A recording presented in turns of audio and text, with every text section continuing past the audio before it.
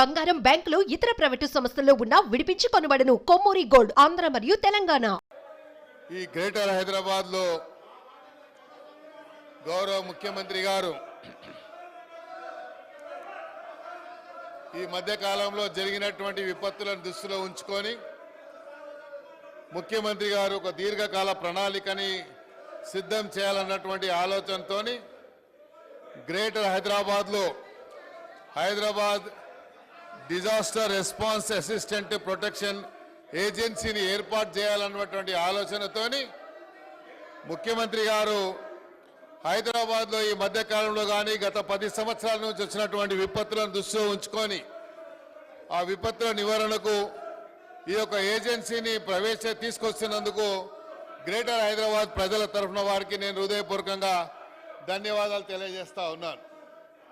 అదేవిధంగా అధ్యక్ష, మీరు చూసినట్టయితే ఈ విపత్తుల వల్ల గతంలో ప్రాణ నష్టం కానీ ఆస్తి నష్టం కానీ ప్రభుత్వాల ఆస్తులు కానీ లేకపోతే ప్రజల ఆస్తులు కానీ ప్రజల ప్రాణాలు పోయినటువంటి సందర్భాలు ఎన్నో ఉన్నాయి అధ్యక్ష. ఇవన్నీ దృష్టిలో ఉంచుకొని ముఖ్యమంత్రి గారు హైడ్రా అనేటువంటి ఒక సంస్థను తీసుకొచ్చి ఈ హైదరాబాద్ సిటీని అభివృద్ధి చేయాలి, హైదరాబాద్లో విపత్తులు వస్తే ఆ విపత్తులని సమగ్రంగా ఎదుర్కోవడానికి ఇలాంటి ఏజెన్సీని తీసుకొచ్చినందుకు ముఖ్యమంత్రి గారికి గ్రేటర్ హైదరాబాద్ ప్రజల తరఫున వారికి నేను ధన్యవాదాలు తెలియజేస్తా ఉన్నా అధ్యక్ష. అదేవిధంగా గ్రేటర్ హైదరాబాద్కు సంబంధించి హైదరాబాద్ సిటీని అభివృద్ధి చేయడానికి ముఖ్యమంత్రి గారు మొన్న ఫైనాన్స్ మినిస్టర్ గారు ప్రవేశపెట్టినటువంటి బడ్జెట్లో 10,000 కోట్ల రూపాయలని హైదరాబాద్ సిటీకి కేటాయించినందుకు కూడా నేను గౌరవ ముఖ్యమంత్రి గారికి హృదయపూర్వకంగా ధన్యవాదాలు తెలియజేస్తా ఉన్నా అధ్యక్ష. ఈరోజు ఒకసారి మీరు చూసినట్టయితే అధ్యక్ష, హైదరాబాద్లో జరిగినటువంటి విపత్తులు కానీ ఇది హైదరాబాద్కు సంబంధించినటువంటి గతంలో కేటీఆర్ గారు ఎస్ఎన్డిపి ఊసుకోపోయి మా బయట కూడా తిరగని కొడుకా మేము లేని ఏమనుకుంటున్నారా మీరు? అమ్మ తోలు తీస్తా కొడుక ఒక్కొక్కంది తోలు తీస్తా ఒక్కొక్కంది చెప్తున్నా తోలు తీస్తా ఏమరే బయట కూడా తిరగని అని చెప్తున్నా నేను. రారా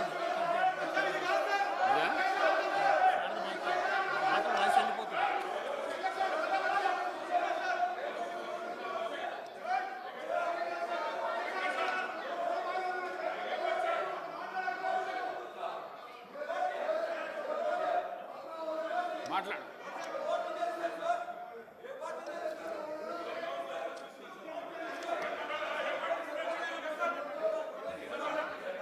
అధ్యక్ష, హైదరాబాద్ కు సంబంధించి ఇది ఇంపార్టెంట్ అయిన సబ్జెక్ట్ అధ్యక్ష.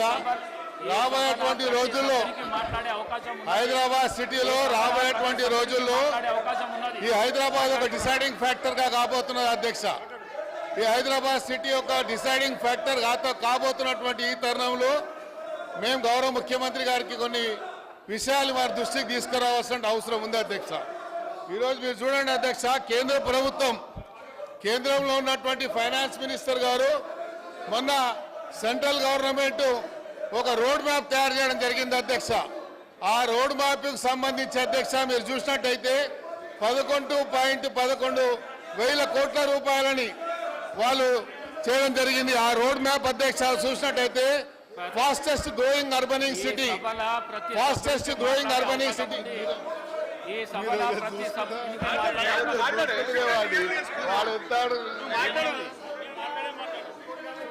అధ్యక్ష. మీరు చూసినట్టయితే కేంద్ర ప్రభుత్వము ఈ రాష్ట్రం మీద ఎంత వివక్ష చూపిస్తుందని చెప్పడానికి నేను ఒక విషయాన్ని మీకు చూపిస్తా అధ్యక్ష.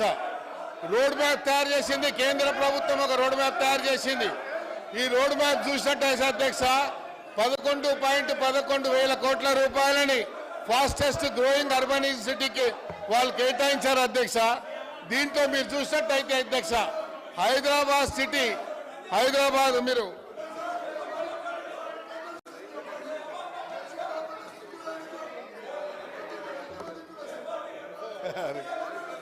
అధ్యక్ష మీరు చూసినట్టయితే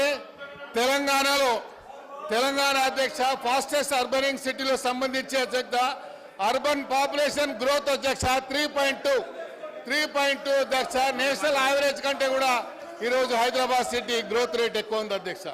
అందుకనే కేంద్ర ప్రభుత్వం మనం ప్రవేశపెట్టినటువంటి ఈ అర్బనైజింగ్ సిటీకి సంబంధించినటువంటి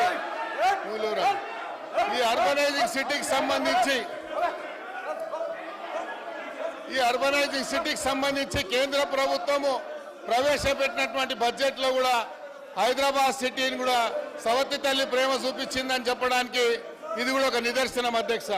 మీరు చూసినట్టయితే అధ్యక్ష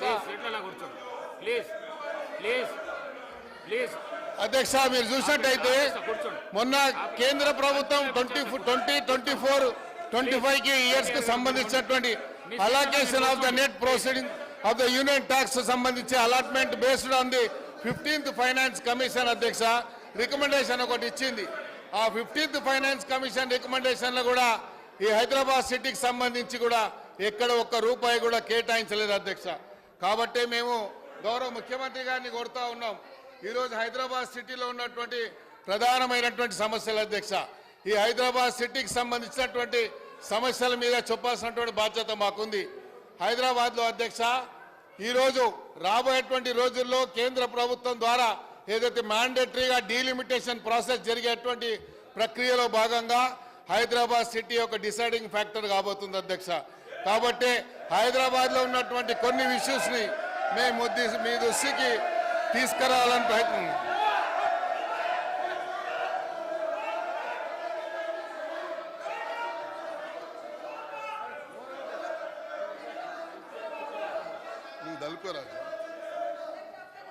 అధ్యక్ష ఈరోజు హైదరాబాద్ లో ఉన్నటువంటి అధ్యక్ష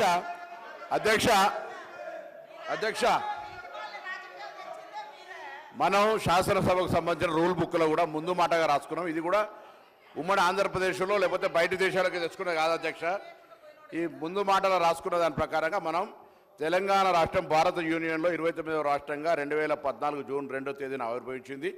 నూతన రాష్ట్రం ఏర్పాటైన పర్యవసనంగా తెలంగాణ రాష్ట్ర శాసనసభకు చెందిన నియమముల కమిటీ రాష్ట్రసభ ఆవశ్యకత గురించి సంబంధించి 2014 ఆంధ్రప్రదేశ్ పునర్వ్యవస్థీకరణ చట్టంలో గల నిబంధనల దృష్ట్యా మునుపటి ఉమ్మడి ఆంధ్రప్రదేశ్లో రాష్ట్ర కార్యవిధాన మరియు కార్యక్రమ నిర్వహణ నియమాలు మరియు లోక్సభ కార్యవిధాన మరియు కార్యక్రమ నిర్వహణ నియమాలను పరిశీలించింది.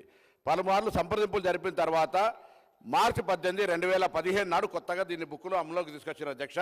దీనిలో భాగంగా 316 పేజీ నెంబర్ 128లో చెప్పినట్టుగా సభలో మాట్లాడినప్పుడు నిశ్శబ్దంగా ఉండాలి, లేకపోతే కార్యకలాపం ఆడించగలిగించదు, హేళన ధనులు చేయరాదు అధ్యక్ష. ఇక్కడ అటువంటి పరిస్థితి కలుగుతూ ఉంటుంటే నేను పొద్దున కూడా మీకు చెప్పిన అధ్యక్ష, ఒక గౌరవ శాసనసభ్యురాలు మంత్రికి సంబంధించినటువంటి వీడియో మార్పింగ్ చేసినప్పుడు మీరు కేసు పెడతారు. నేను అటువంటి వాళ్ళని ఒక టాడా కేసు ఉంటుంది. అటువంటి వాళ్ళకి సంబంధించిన వాళ్ళు ఇక్కడ సభ్యులుగానే ఉన్నటువంటి వాళ్ళే. కాబట్టి దయచేసి మీరు మళ్ళీ కూడా కొడతాను ఈ యొక్క ప్రకారంగా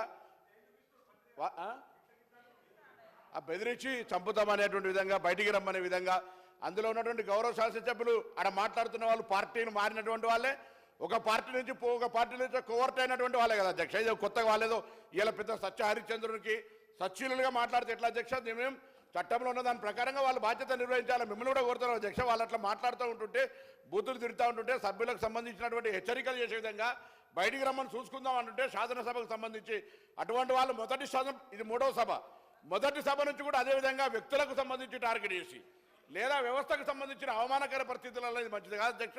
దయచేసి నేను శాసనసభ వ్యవహారాల మంత్రి గారు లేరు, కానీ మీరే దయచేసి ఈ అంశానికి సంబంధించి రూల్ బుక్ కావచ్చు, ముందు మాట కావచ్చు, మనం ఈ చట్టాన్ని 2018లో ఆనాటి గౌరవ ముఖ్యమంత్రి అనుకుంటున్నాడు కేసీఆర్ గారు, ఇలా మాజీ ముఖ్యమంత్రి వారి తప్ప శాసనసభ వ్యవహారాలకు సంబంధించిన నడిచింది అధ్యక్ష. ఇది ఇలా మొన్న చెప్పిన 320 ప్రకారంగా ఒక మంత్రి మీదనో ఒక సభ్యుని మీద మాట్లాడితే మీకు నోటీస్ ఇవ్వాలి.